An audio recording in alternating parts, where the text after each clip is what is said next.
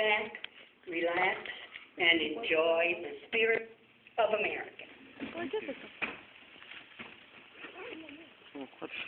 ¿Qué es eso?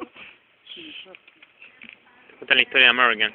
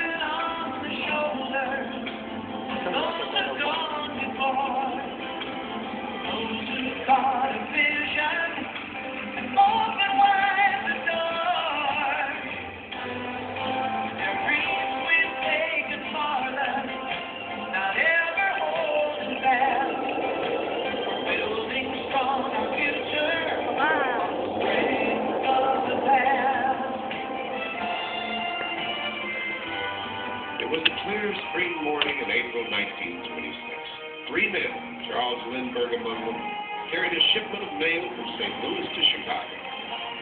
It was the first flight of what would one day become American Airlines. The planes got bigger and faster.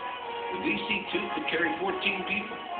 America's chairman, C.R. Smith, wanted a plane that could hold 21. So during a phone call that cost him $335, which was pretty serious money in 1934, C.R. talked Donald Douglas into building a whole new airplane, the legendary DC-3.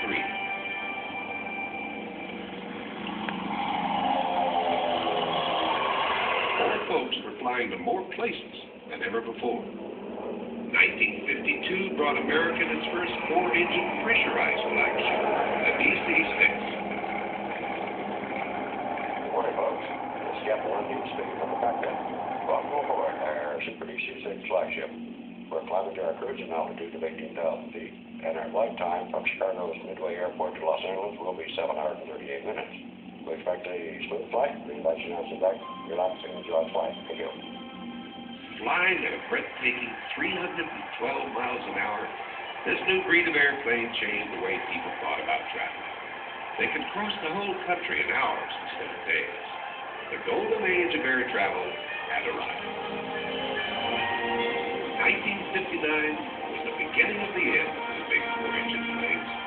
Boeing had built the 707, and the jet age was born. From the first 707s, the changes came quickly. 727 tri-jet to the 500-passenger 747. Today's new jets are more comfortable, quiet, and more fuel efficient than ever before.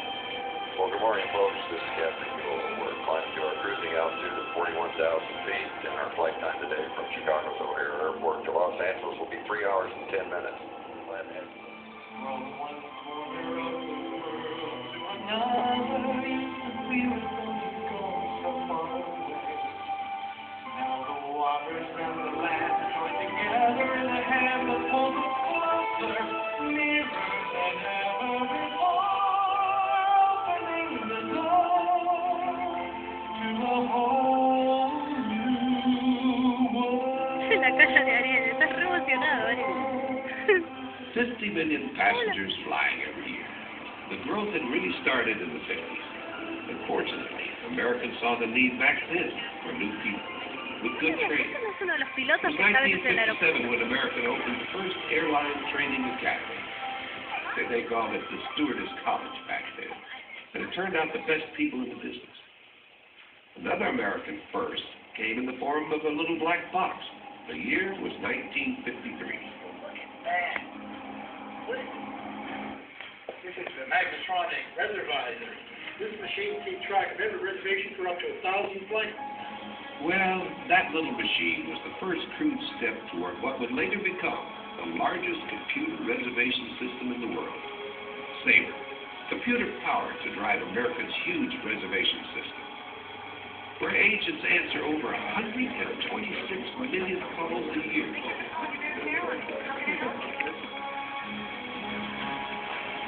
Running a global airline is no easy job. It's got to run 24 hours a day in all kinds of weather in countries all over the world. It takes over 90,000 people to keep American planes flying. There's plenty to do. For every one of the thousands of flights each day, every plane has to be cleaned, serviced, fueled, passengers checked in, and of course, the baggage has to be loaded. Passengers are what the airline's all about.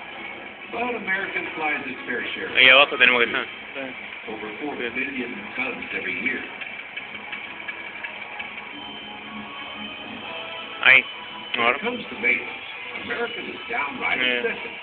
For every hour a plane flies, American crews spend over 11 man-hours doing maintenance. It's a job that just never stops.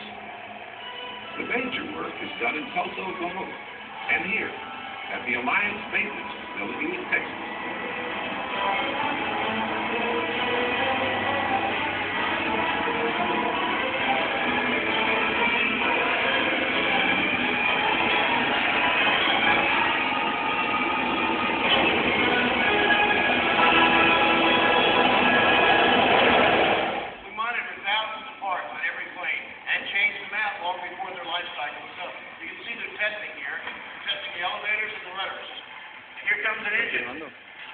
Every 8,000 flight hours, we change out the whole engine, put in a new one. It's a big job.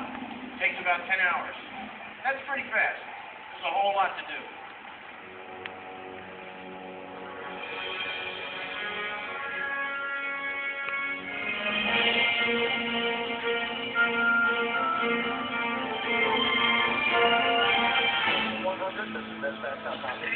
Welcome to System Operations Control. It's sort of the nerve center for the airline. These people figure out the flight plans, the schedules, and decide what to do when the weather causes traffic delays. The weather back in the 1930s, Americans called up farmers who lived along the air route.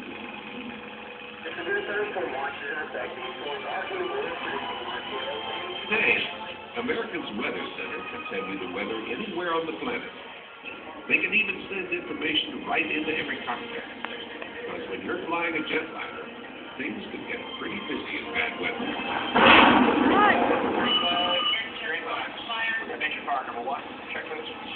DFW Tower, American 60 Heavy, mile 36 left. We have an engine power number 1. We need crash fire rescue. Okay, number 1, tower, rolling. Down. Bottles fired, says, heater filled up for Merrimack's landing weight on notified.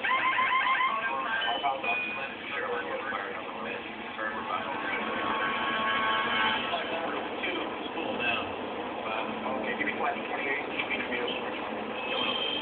Tower, American, 60 Heavy, just lost number 2 engine. We got 1 and 2 door out.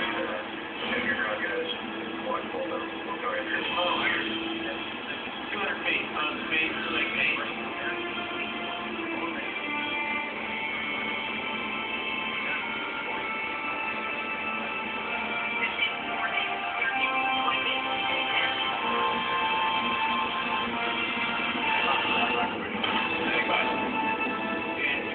Every year, every pilot comes here at the time at what they call the box.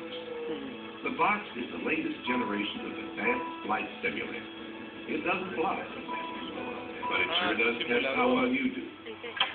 Going real good, fellas. Now are you ready for something hard? Yeah, what was that?